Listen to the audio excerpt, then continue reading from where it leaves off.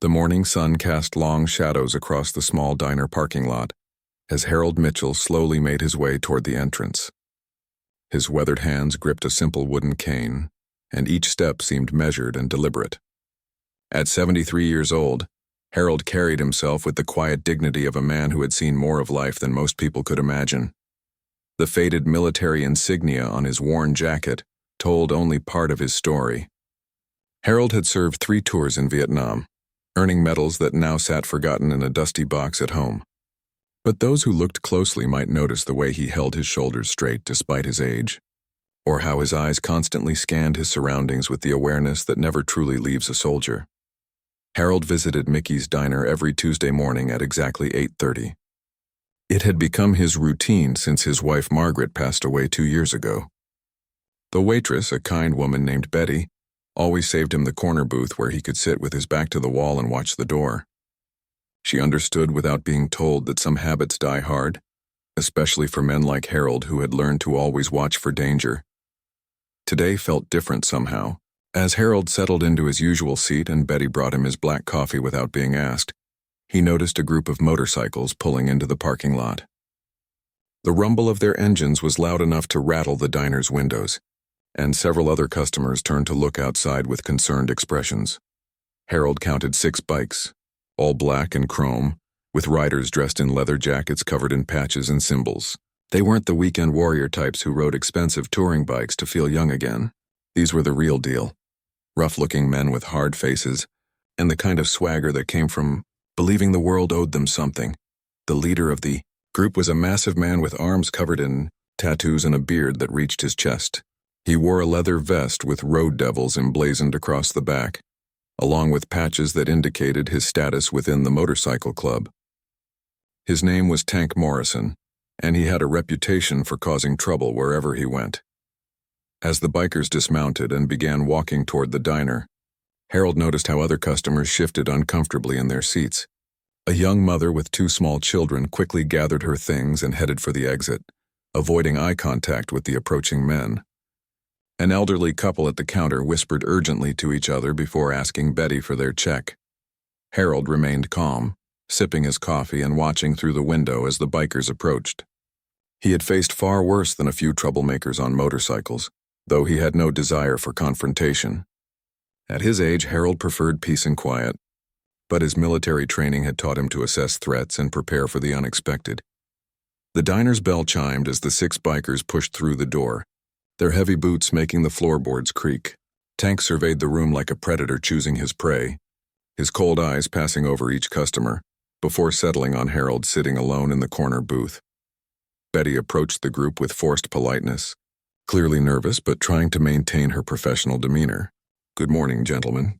Table for 6? Tank ignored her, instead pointing at Harold with a thick finger. "That old-timer looks like he's seen some action. Check out that military jacket. Probably thinks he's some kind of hero." The other bikers laughed, a harsh sound that made the remaining customers shift even more uncomfortably.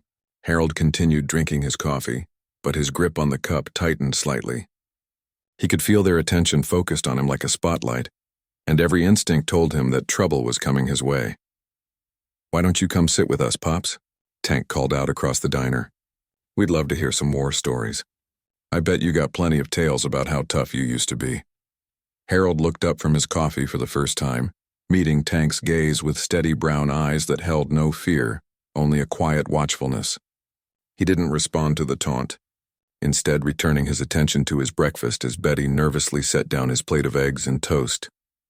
The silence stretched uncomfortably as Tank waited for a reaction that didn't come. His face darkened with anger at being ignored, and he took a step toward Harold's table. The other bikers followed his lead, sensing that their leader was working himself up for confrontation. What none of them noticed was the young man sitting at the counter, wearing civilian clothes and quietly finishing his own breakfast. Captain James Windsor had been enjoying a rare day off from his duties at nearby Fort Brennan, where he served as an officer in the elite Royal Guard Regiment. The Royal Guard was a special military unit, tasked with protecting high-ranking officials and handling sensitive security operations. James had stopped at the diner by chance, drawn by the smell of fresh coffee and homemade pie. He was scheduled to meet his commanding officer later that morning for a briefing about an upcoming protection detail for a visiting foreign dignitary. The last thing he expected was to witness a group of bikers preparing to harass an elderly veteran. From his position at the counter, James could see everything unfolding. His trained eye took in the tactical situation quickly, 6 against 1, with the elderly man clearly at a disadvantage despite his military bearing.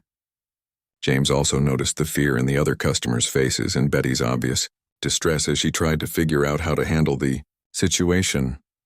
The young captain had grown up hearing stories about veterans like Harold from his grandfather, who had served in World War II. He understood the sacrifices these men had made and the respect they deserved. The sight of bullies targeting someone who had served his country with honor made James's blood boil. But his military training kept his emotions in check as he continued to observe and plan. Tank Morrison was getting louder now, his voice carrying across the small diner as he continued to taunt Harold. "I'm talking to you, old man. Don't you have any manners?" When someone's trying to be friendly, the least you can do is answer. Harold finally looked up again, his voice quiet but clear when he spoke. "I'm just trying to enjoy my breakfast in peace. I don't want any trouble." Tank laughed mockingly. "Trouble? Who said anything about trouble? We just want to be friendly neighbors. Maybe you could tell us about all those medals you probably think you earned." The insult hit its mark, and James saw Harold's jaw tighten slightly. The old soldier's hands remained steady, but there was a flash of something dangerous in his eyes, a reminder that beneath the weathered exterior was a man who had survived combat and came home when many of his friends didn't. The tension in the diner continued to build as Tank and his crew moved closer to Harold's table, their intentions becoming clearer with each passing moment. James finished his coffee and casually reached for his wallet, preparing to act if the situation escalated further. Neither the bikers nor Harold had any idea that help was sitting just a few feet away, watching and waiting for the right moment to intervene.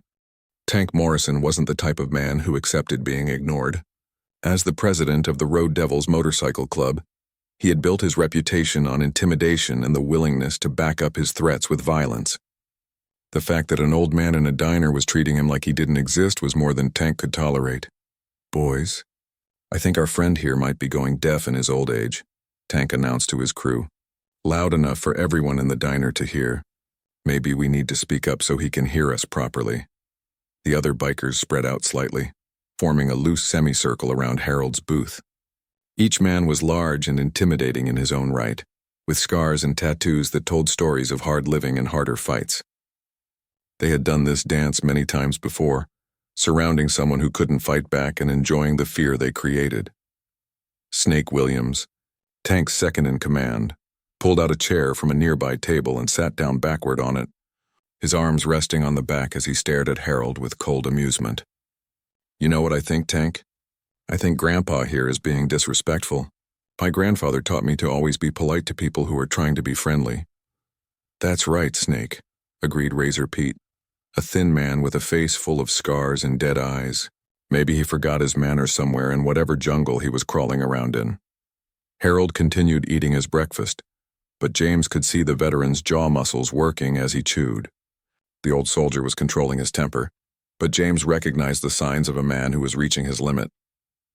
Harold's left hand had moved closer to his coffee cup, and his body language suggested he was preparing for action despite his age. Betty, the waitress, hovered nearby, clearly torn between her desire to help Harold and her fear of the bikers. She had called the police from the kitchen phone, but the nearest sheriff's deputy was at least 20 minutes away. The other customers had either left or were huddled as far from the confrontation as possible. Tank leaned down and placed both hands on Harold's table, his massive frame casting a shadow over the old man's breakfast. "I'm starting to think you're being rude on purpose, Pops. Nobody ignores Tank Morrison and gets away with it. So why don't you tell me about all those wars you probably never fought in?" For the first time, Harold set down his fork and looked directly at Tank. When he spoke, his voice was steady and carried the authority of a man who had commanded troops in combat. "I fought in Vietnam. 3 tours. Lost friends who were better men than you'll ever be. And I'm asking you politely to leave me alone." Tank's face twisted into a sneer. "Vietnam, huh? Let me guess. You were probably some desk jockey who never saw real action." All you old-timers talk big about your war stories, but I bet you never even fired your weapon. The accusation was like a slap in the face. Harold had been a staff sergeant in the 1st Infantry Division, had fought in some of the heaviest combat of the war, and had watched good men die in his arms. The medals he never talked about were earned through blood and sacrifice that these bullies could never understand. James could see Harold's composure beginning to crack. The old soldier's hands were trembling slightly, not from fear but from rage. James knew that look. He had seen it in the eyes of combat veterans who had been pushed too far. Harold was about to do something that would likely get him seriously hurt, and James couldn't stand by and watch it happen. "You want to know about combat?" Harold said quietly, his voice carrying a dangerous edge. "I'll tell you about combat. Combat is watching your best friend die because some punk kid like you thought he was tougher than he really was.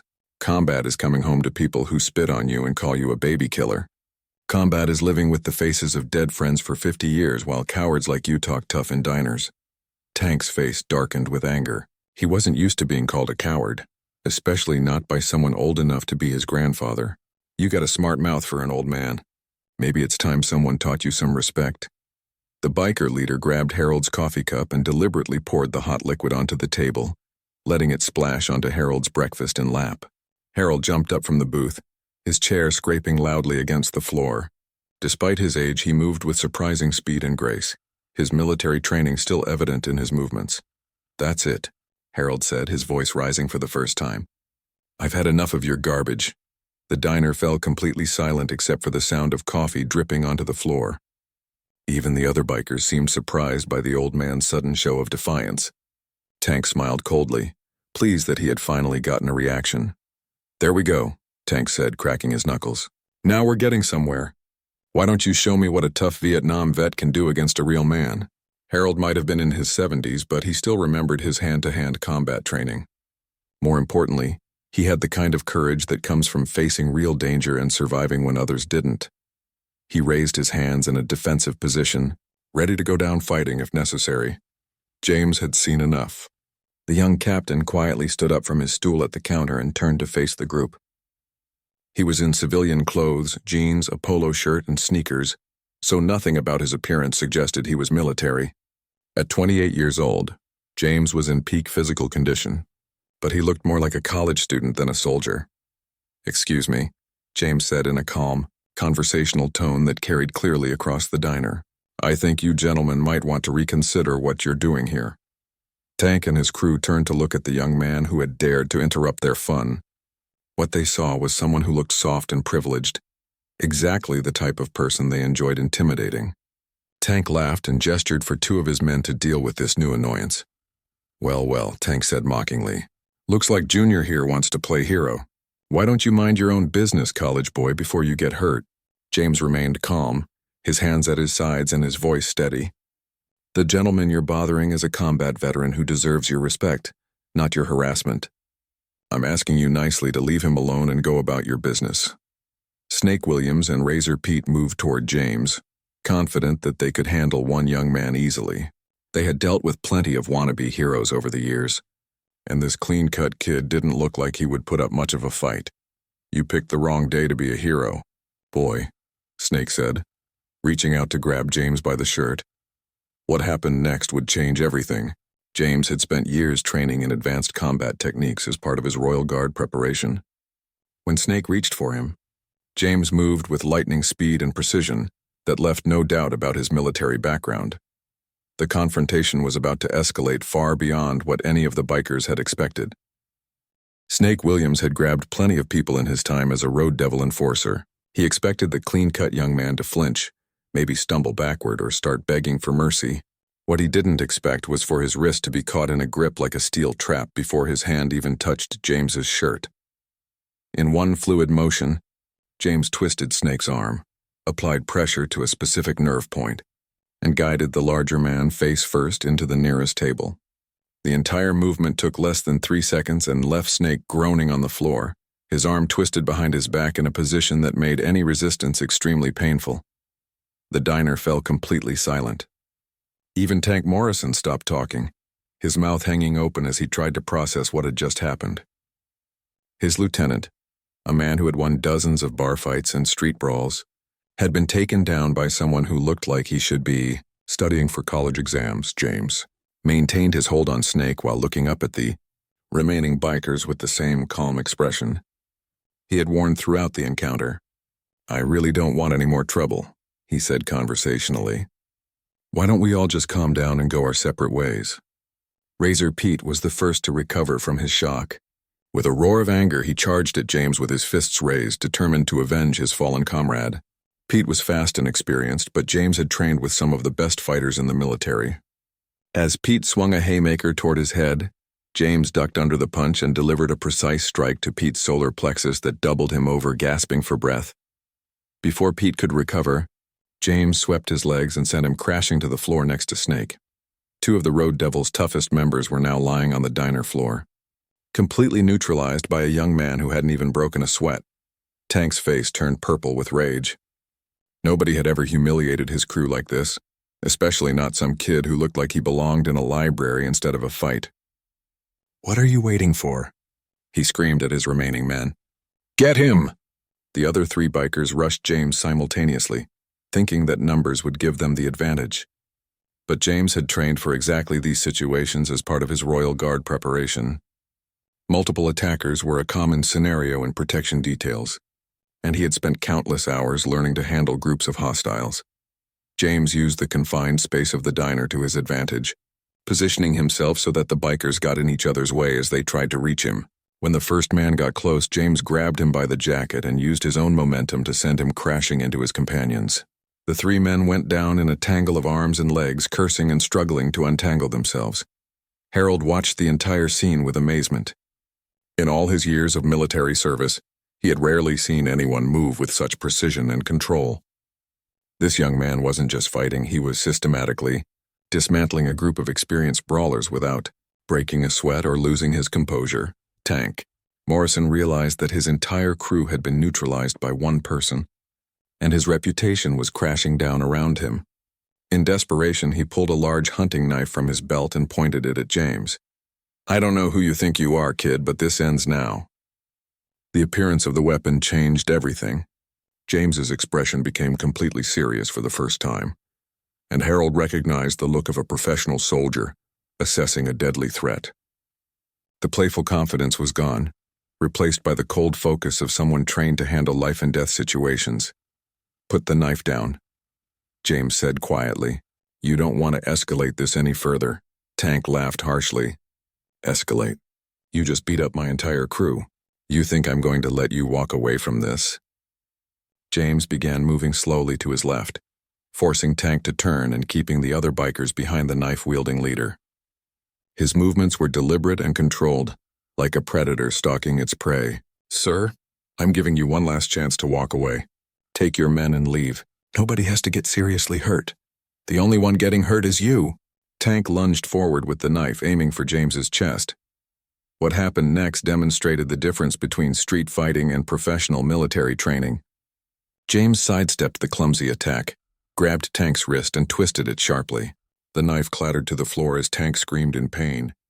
Before the biker leader could react, James had him face down on the floor with his arm pinned behind his back in a control hold that made any movement excruciating.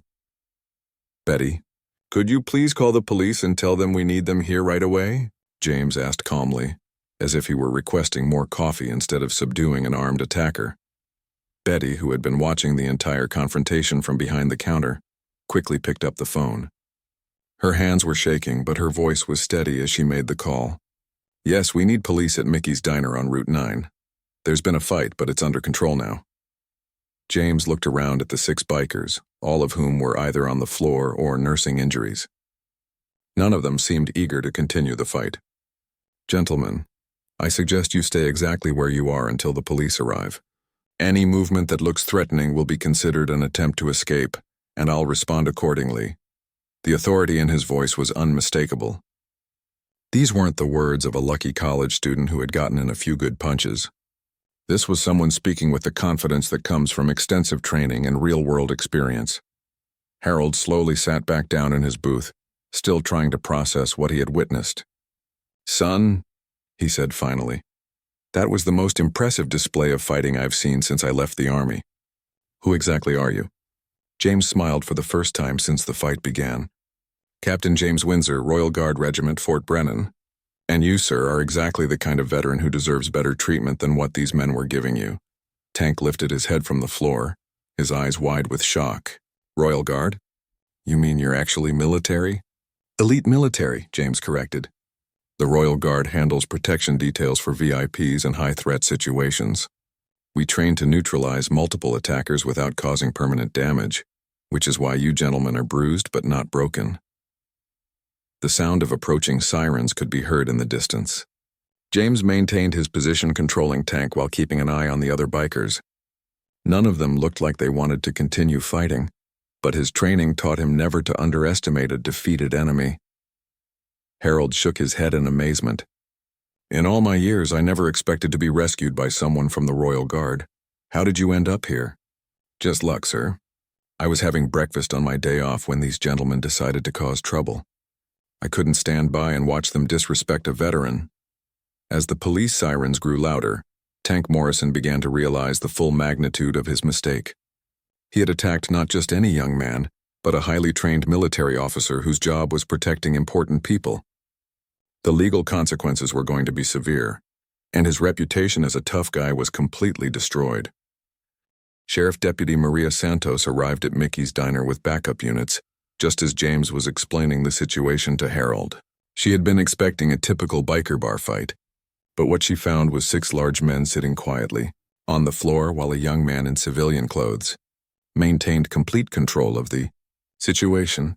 Deputy Santos was a 15-year veteran of law enforcement who had dealt with the road devils many times before. Tank Morrison and his crew were well-known troublemakers who had been arrested for assault, vandalism, and intimidation on multiple occasions. What she had never seen was all 6 of them subdued by a single person, without any of them requiring medical attention. "What exactly happened here?" Deputy Santos asked, her hand resting casually on her service weapon as she surveyed the scene. James released his hold on Tank and stood up, his movements calm and controlled. "Officer, these gentlemen were harassing this veteran over there," he said, nodding toward Harold. "When I asked them to stop, they became aggressive and one of them pulled a knife. I defended myself and restrained them until you could arrive." Tank slowly got to his feet, rubbing his twisted arm and glaring at James with a mixture of pain and humiliation. "He attacked us. We were just trying to be friendly to the old man, and this psycho jumped us." Betty, the waitress, stepped forward, her voice shaking slightly but determined to tell the truth. "That's not what happened at all. These bikers were bothering Mr. Mitchell, pouring coffee on him and threatening him. The young man tried to talk them out of it peacefully, but they attacked him first." Harold nodded in agreement. "The boy's telling the truth, Deputy. These men were harassing me, and this young soldier stepped in to help when they wouldn't listen to reason." Deputy Santos looked at the hunting knife lying on the floor, then back at Tank. "Mr. Morrison, you pulled a weapon on an unarmed man?" Tank's face reddened as he realized how bad his situation was becoming. "He's not unarmed." "Look what he did to my men. Nobody fights like that without weapons or training."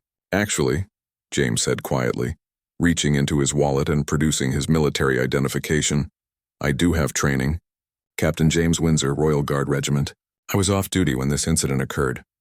Deputy Santos examined the ID carefully, her eyebrows rising as she read the details.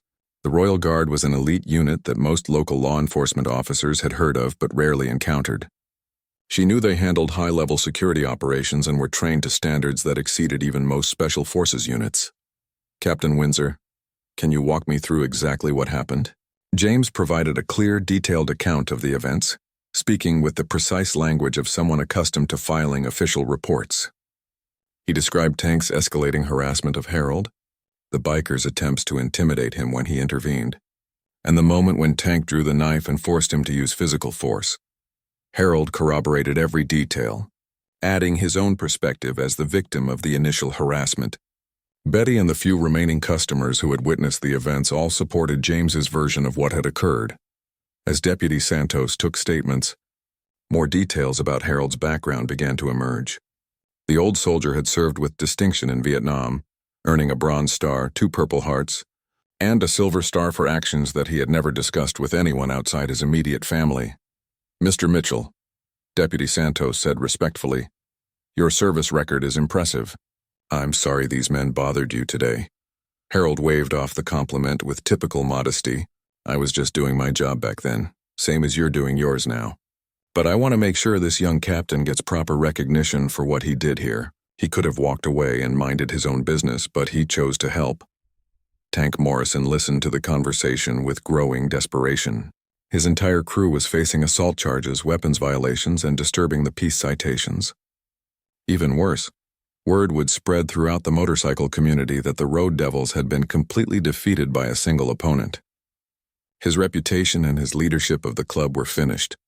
You don't understand, Tank said to Deputy Santos. This guy is some kind of special forces killer. He could have seriously hurt us, but he held back. That's not normal fighting. That's military combat training. Deputy Santos looked at James with new interest. Captain, is that accurate? Did you hold back during the altercation? James nodded. My training includes methods for neutralizing threats with minimal injury to the attackers. These men are bruised and their pride is hurt, but they'll all be fine by tomorrow. If I had wanted to cause serious damage, the outcome would have been very different. Snake Williams, who was nursing a sore arm from being the first to attack James, spoke up for the first time. He's telling the truth. I've been in hundreds of fights and I've never been taken down that fast by anyone. When he grabbed my wrist, it felt like being caught in a machine. Razor Pete nodded in agreement, still holding his ribs where James had struck him. The kid moved like nothing I've ever seen. It wasn't just that he was fast. It was like he knew exactly what we were going to do before we did it. Deputy Santos finished taking photographs of the scene and the knife that Tank had pulled. The evidence was overwhelming, and the witness statements all painted the same picture. The Road Devils had initiated the confrontation, escalated it to violence, and then been systematically defeated by someone with superior training and skills. Mr. Morrison, Deputy Santos said formally, you and your associates are under arrest for assault, disturbing the peace, harassment of a military veteran, and in your case specifically, assault with a deadly weapon. You have the right to remain silent. As the bikers were handcuffed and led out to the police vehicles, Tank turned back toward James one last time. This isn't over, soldier boy. The Road Devils have a long memory. James met his gaze without flinching. Mr. Morrison, I would strongly advise you to consider this matter closed. My unit takes threats against its members very seriously, and you really don't want that kind of attention. There was something in James's tone that made Tank's blood run cold. He suddenly realized that he wasn't just dealing with one tough soldier. He was potentially making an enemy of an entire elite military unit that specialized in neutralizing threats. The smart thing to do would be to accept his legal punishment and stay as far away from Captain Windsor as possible. As the police cars pulled away with their prisoners, the diner began to return to normal. Betty started cleaning up the overturned furniture and spilled coffee while other customers slowly returned to their meals. The excitement was over, but the story of what had happened would be told and retold throughout the community for years to come. Harold looked at James with deep respect and gratitude. Captain, I don't know how to thank you properly for what you did today. You didn't have to get involved, but you chose to help an old soldier who was in trouble. James smiled and extended his hand to Harold. Sir, it was my honor. Veterans like you paved the way for soldiers like me. The least I could do was make sure you could finish your breakfast in peace. The two men shook hands, representing different generations of military service but sharing the common bond of those who had sworn to protect others. Neither of them knew that their meeting was about to lead to an unexpected friendship that would change both of their lives. 3 weeks after the incident at Mickey's Diner, James found himself returning to the same corner booth where he had first met Harold Mitchell. What had started as a chance encounter had developed into something neither man had expected, a genuine friendship that bridged the gap between their different generations and military experiences. Harold was already seated when James arrived, reading a newspaper and sipping his black coffee. The old veteran looked up with a smile as the young captain approached, and James noticed that Harold seemed more relaxed and confident than he had during their first meeting. The harassment from the bikers had taken a toll on Harold's peace of mind, but their defeat and subsequent arrest had given him back his sense of security. Right on time. As usual, Harold said, checking his watch. I was starting to think all that military punctuality was just for show. James laughed as he slid into the booth across from Harold. Old habits die hard, Sergeant. My commanding officer always said that being late was a sign of disrespect for other people's time. Over the past few weeks, the two men had discovered they had more in common than their military service. Both had grown up in small towns. Both had joined the army to see the world and serve their country. And both understood the unique challenges of military life that civilians often couldn't comprehend. Harold had been amazed to learn about the Royal Guard's mission and training. The elite unit hadn't existed during his time in the service, but he could appreciate the level of skill and dedication required to qualify for such a specialized assignment. James, in turn, was fascinated by Harold's stories of combat in Vietnam and the different challenges faced by soldiers of his generation. Betty approached their table with a fresh pot of coffee and a knowing smile. "You two have become quite the regular pair. Harold, your usual breakfast?" "Yes, ma'am. And make sure this young captain gets enough food to fuel all that fancy training of his." The diner had become something of a local landmark since the incident with the bikers. Word had spread throughout the community about the young soldier who had single-handedly defeated 6 troublemakers, and business had actually increased as people came hoping to catch a glimpse of the hero of Mickey's Diner. James was still adjusting to the unexpected attention. His Royal Guard training had emphasized staying in the background and avoiding publicity, but the local media had picked up the story and made him a minor celebrity. The headline in the regional newspaper had read, "Elite Soldier Protects Vietnam Veteran from Motorcycle Gang," and the article had praised both men for their courage and character. "Any word on how the trial is progressing?" Harold asked, referring to the legal proceedings against Tank Morrison and his crew. James nodded. "The prosecutor says it's an open and shut case. Multiple witnesses, clear evidence of assault and weapons charges, and the defendants have extensive criminal records. Tank is looking at serious prison time, especially for pulling the knife." Harold stirred his coffee thoughtfully. "Part of me feels sorry for them, if you can believe that. They're probably not bad men at their core, just lost and angry about the direction their lives have taken." "That's very generous of you." "Considering they were threatening you," James observed. "I've seen a lot of angry young men over the years," Harold replied. "Some of them were wearing enemy uniforms and some were wearing American ones. Anger and violence usually come from pain and frustration, not from inherent evil. Those bikers probably never learned how to deal with their problems in a healthy way." James was constantly impressed by Harold's wisdom and perspective. The old veteran had every reason to be bitter about his treatment by the bikers, but instead he showed compassion and understanding that spoke to his character and maturity. Their conversation was interrupted by the arrival of Colonel Patricia Hayes, James's commanding officer from Fort Brennan. The colonel was a stern-looking woman in her 40s who had earned her rank through exceptional service and leadership. James stood immediately when he saw her approaching, his posture automatically snapping to attention. "At ease, Captain," Colonel Hayes said with a slight smile. "I hope you don't mind the interruption, but I wanted to meet the veteran who's been keeping one of my officers out of trouble." Harold started to stand, but the colonel gestured for him to remain seated. "Please, Sergeant Mitchell, I've heard quite a lot about you, and I wanted to personally thank you for your service and your friendship with Captain Windsor." "It's my pleasure, Colonel. Your captain here is a credit to the uniform and to his unit." Colonel Hayes pulled up a chair and joined them at the table, her formal military bearing softening slightly in the casual atmosphere of the diner. "Sergeant, I have a proposition that might interest both of you. The Royal Guard has been asked to participate in a community outreach program, and I think you might be perfect for what we have in mind." James looked curious but remained silent, waiting for his superior officer to explain. Harold leaned forward with interest, intrigued by the unexpected visit from such a high-ranking officer. "We're developing a program to connect current military personnel with veterans from previous conflicts," Colonel Hayes continued. "The idea is to create mentorship opportunities and build bridges between different generations of service members. Your friendship with Captain Windsor has been exactly the kind of positive relationship we're hoping to foster." Harold looked surprised but pleased. "I'm not sure what I could offer to young soldiers like James here. The military has changed so much since my time." "That's exactly why your perspective is valuable," the colonel replied. "Modern soldiers face many of the same challenges you did. Being away from family, dealing with the stress of combat, readjusting to civilian life after deployment. Your experience and wisdom could help them navigate those difficulties. James felt a surge of excitement at the possibility. His friendship with Harold had already taught him more about resilience and perspective than years of formal training. The idea of other soldiers having access to that kind of mentorship was appealing. "Sir, I think this could be an excellent program," James said to his commanding officer. "Harold has insights about military service that you just can't get from textbooks or training manuals." Colonel Hayes nodded. "We're planning to start with a pilot program at Fort Brennan.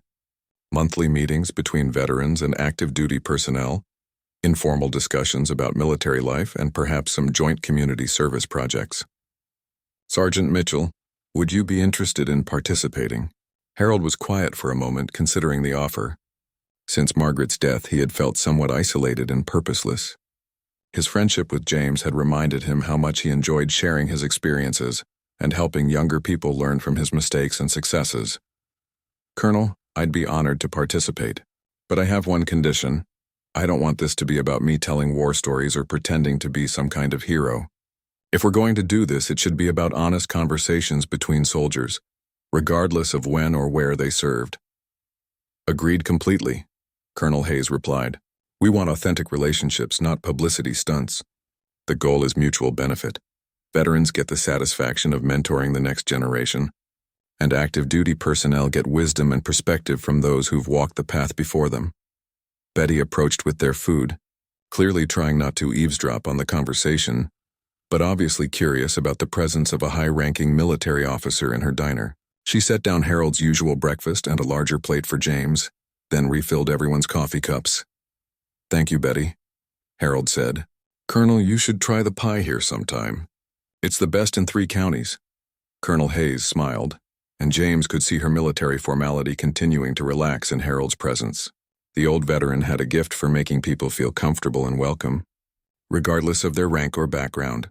"Sergeant, there's another aspect to this program that I think you'd find interesting," the colonel continued. "We're also planning to include family members, spouses, children, parents of service members. Military families face unique challenges, and we think veterans' families could provide valuable support and guidance." Harold's expression grew thoughtful. Margaret would have loved something like that. She used to say that being a military wife was its own kind of service, one that didn't get enough recognition. James had heard Harold talk about his late wife many times over the past few weeks. Margaret Mitchell had been a strong woman who had raised their children largely alone during Harold's deployments, managed the household finances, and provided emotional support for other military families in their community. "Your wife sounds like she was a remarkable woman," Colonel Hayes said gently. "The sacrifices made by military families are often overlooked, but they're absolutely essential to maintaining military readiness and morale." "She was the strongest person I ever knew," Harold replied.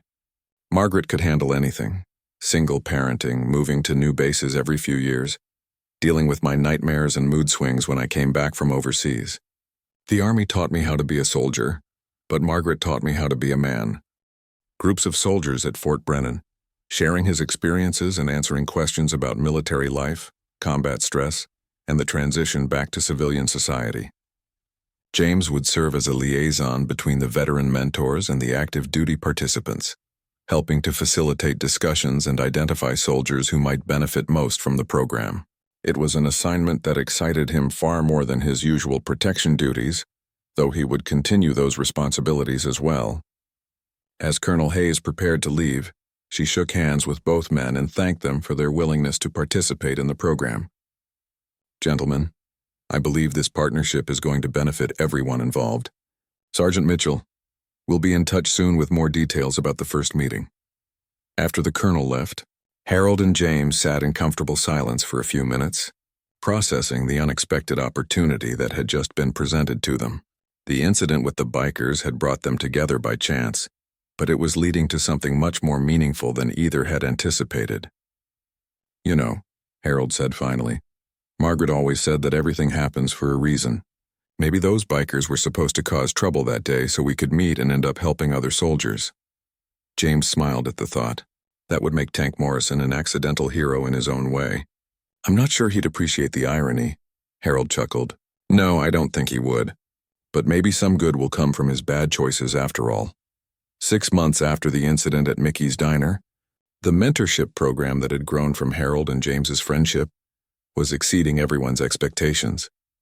What had started as a simple idea to connect veterans with active duty soldiers had evolved into something much larger and more impactful than anyone had anticipated. The first meeting had been held in a small conference room at Fort Brennan with just Harold, James, and 5 young soldiers who were struggling with various aspects of military life. Harold had been nervous, unsure of what to say to these modern warriors who dealt with challenges he had never faced. But within minutes of starting the conversation, it became clear that the fundamental experiences of military service transcended generations. Now, the program had grown to include 30 veteran mentors and over 200 active duty participants. The meetings had moved to the base auditorium to accommodate the crowds, and there was a waiting list of both veterans and soldiers wanting to join. The success had attracted attention from military leaders across the country, and similar programs were being planned at bases throughout the United States. Harold stood in front of the packed auditorium, looking out at an audience that included soldiers, veterans, and family members from across the region. At 74 years old, he had never imagined he would become a public speaker. But his natural ability to connect with people and share wisdom had made him the unofficial leader of the mentorship program. "When I was your age," Harold began, his voice carrying easily across the room, "I thought I had all the answers. I was tough, I was trained, and I was ready to take on the world. It took me about 5 minutes in combat to realize that I didn't know nearly as much as I thought I did." The audience laughed, recognizing the universal experience of young confidence meeting harsh reality. Harold had perfected the art of sharing serious lessons through humor and storytelling, making difficult topics accessible and memorable. "The thing about military service is that it changes you in ways you don't expect," Harold continued. "It's not just about learning to fight or follow orders. It's about discovering who you really are when everything else is stripped away. It's about learning to depend on others and having others depend on you in ways that most people never experience." In the front row, James watched his friend with pride and admiration. Harold had found a new purpose in life through the mentorship program, and the transformation had been remarkable to witness. The quiet, somewhat lonely widower had become a confident leader who inspired everyone around him. After Harold's presentation, the group broke into smaller discussion circles where veterans and active duty soldiers could talk more intimately about their experiences. James facilitated one of these groups, which included 3 young soldiers who reminded him of himself when he had first joined the military. "The hardest part for me," said Private Sarah Chen, a 19-year-old from California, "is being away from my family. I call home every night, but it's not the same as being there." Margaret Thompson, a Vietnam-era Army nurse who had joined the program as a mentor, nodded with understanding. "I remember that feeling very well. You start to wonder if you're missing out on important family moments, or if your family is changing without you." "That's normal," added Frank Rodriguez, a veteran of the Gulf War who had become one of Harold's closest friends in the program. "The key is finding ways to stay connected that work for your situation. Technology makes it easier now than it was for us, but the emotional challenges are the same." The conversations that emerged from these groups were profound and healing for everyone involved. Veterans found new meaning in their service by helping younger soldiers, while active duty personnel gained perspective and wisdom that helped them navigate their own challenges. Colonel Hayes observed the proceedings from the back of the room, amazed at how the simple friendship between Harold and James had grown into something that was changing lives throughout the military community. She had received calls from generals and politicians asking about the program, and there was talk of implementing it on a national scale. After the formal meeting ended, Harold and James walked together across the base toward the parking lot. It had become their routine to debrief after each session, sharing observations about what was working well and what could be improved. "I heard from Colonel Hayes that the Pentagon is interested in expanding the program nationwide," James said as they walked. "They want to send a team here to study what we're doing and figure out how to replicate it." Harold shook his head in amazement. It's hard to believe that something that started with a few bikers causing trouble could end up getting attention from Washington. Margaret would have gotten such a kick out of this. They paused at Harold's car, a well-maintained sedan that he had owned for 15 years. Harold had never been one for flashy possessions, preferring reliability and practicality over style. But James noticed that his friend seemed happier and more energetic than he had been since they first met. "Harold, can I ask you something personal?" James said. "How are you really doing? I know the program keeps you busy, but I worry sometimes that you're taking on too much." Harold smiled at the younger man's concern. "James, this program has given me something I didn't even realize I was missing. A sense of purpose. After Margaret died, I felt like my useful days were behind me. I was just marking time until my own number came up. But helping these young soldiers has reminded me that my experiences still have value." "They absolutely do," James replied. "I've seen soldiers completely change their perspective after talking with you and the other veterans. You're making a real difference in people's lives." Their conversation was interrupted by the approach of a familiar figure, Tank Morrison, walking slowly across the parking lot with a pronounced limp and wearing civilian clothes, instead of his usual leather jacket and biker gear. James instinctively moved closer to Harold, his protective instincts kicking in despite the fact that Tank appeared to be alone and unarmed. Tank stopped about 10 feet away from them, his expression uncertain and somewhat embarrassed. He looked much different than he had during the confrontation at the diner, smaller somehow, and definitely humbled by his experiences over the past 6 months. "Mr. Mitchell, Captain Windsor," Tank said formally, his voice lacking the aggressive swagger that had characterized their first meeting. "I was hoping I might be able to speak with you for a few minutes." Harold and James exchanged glances, both wondering what had brought the former biker leader to a military base. Tank's appearance was dramatically different. He had lost weight, his hair was shorter and neater, and his clothing was clean and respectable. "What can we do for you, Mr. Morrison?" Harold asked cautiously, ready to end the conversation quickly if it showed signs of becoming confrontational.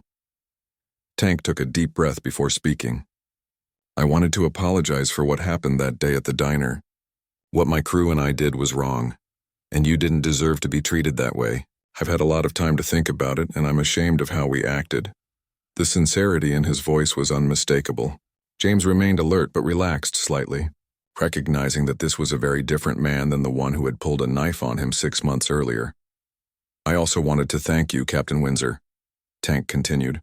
"You could have seriously hurt us that day, but you didn't. The judge made sure I understood that during sentencing. He said your restraint probably saved me from much worse injuries."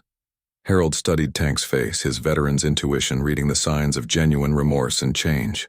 "Mr. Morrison, what brings you here today? How did you even know where to find us?" Tank shifted uncomfortably. "I've been following the news about your mentorship program. It's been in the papers and on the local news.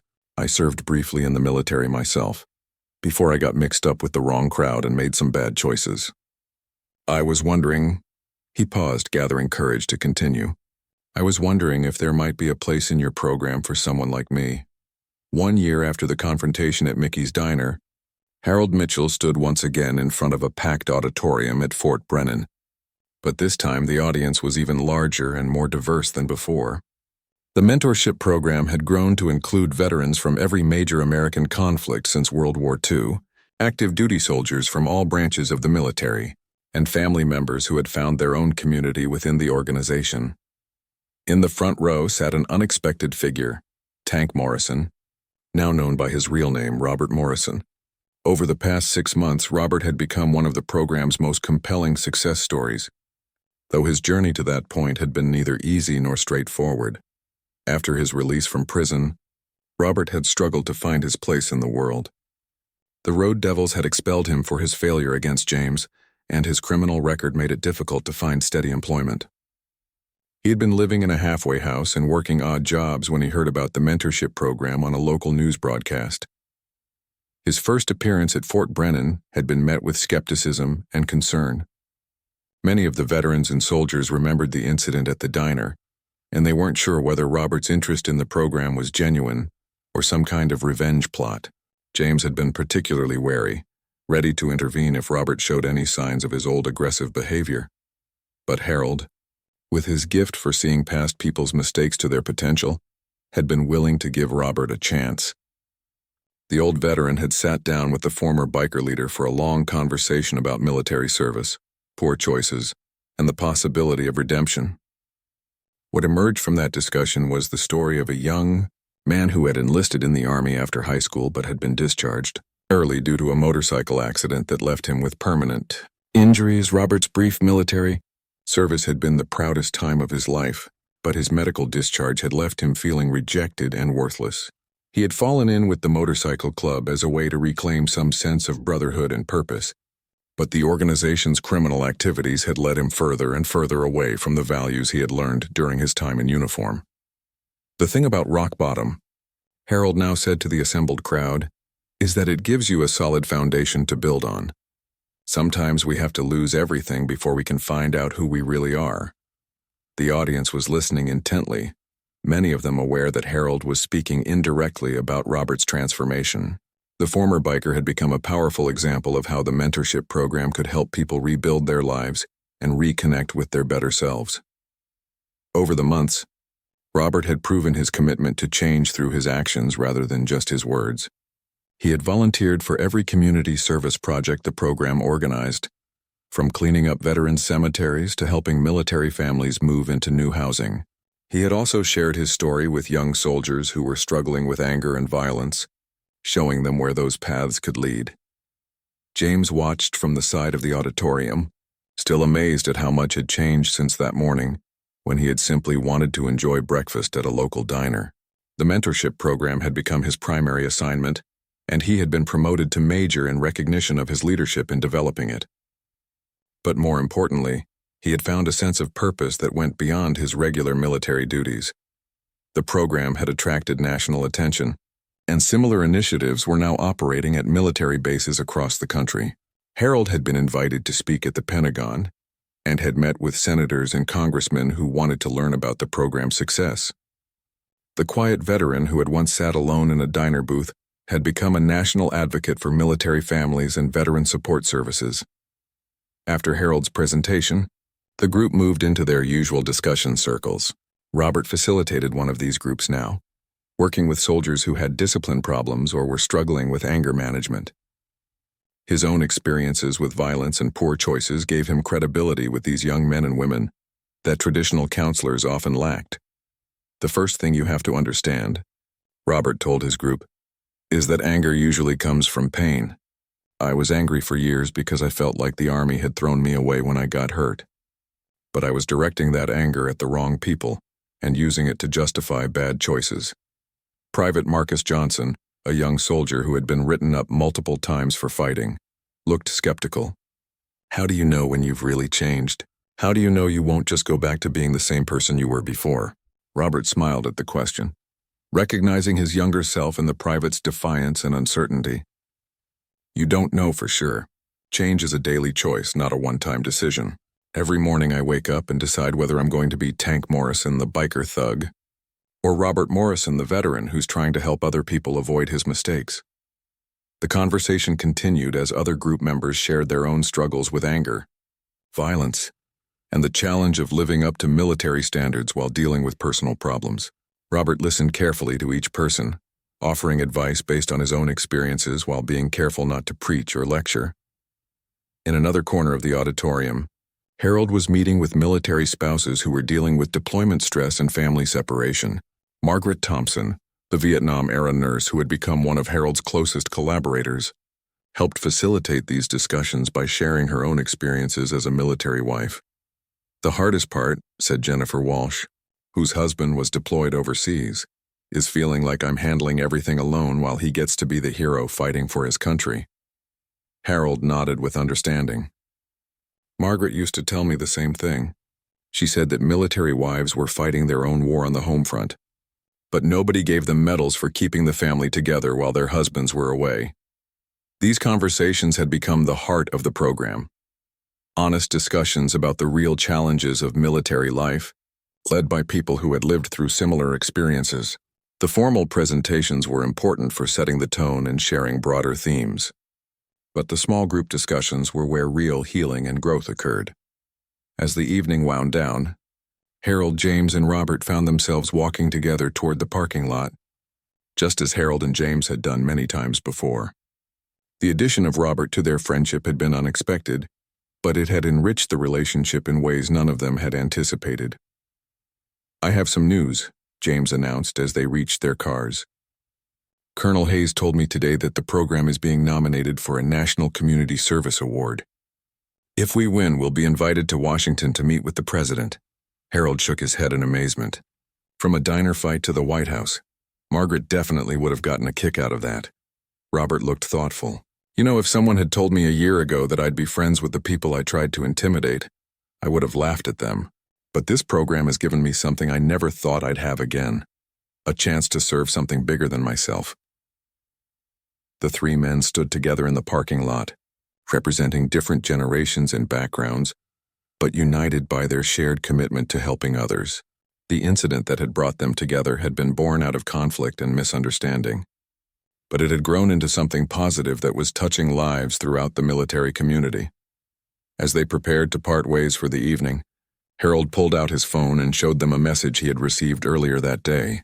It was from Betty at Mickey's Diner, letting him know that the restaurant had decided to dedicate a small corner booth as the Veterans Table, where any military personnel or veteran could always find a free meal and a friendly conversation. I guess we've come full circle, Harold said with a smile. It all started with breakfast at Mickey's, and now Betty wants to make sure every veteran feels welcome there. James laughed. I suppose we should go back there sometime and see how the Veterans Table is working out. Absolutely, Robert agreed. And this time I'll buy everyone's breakfast. It's the least I can do.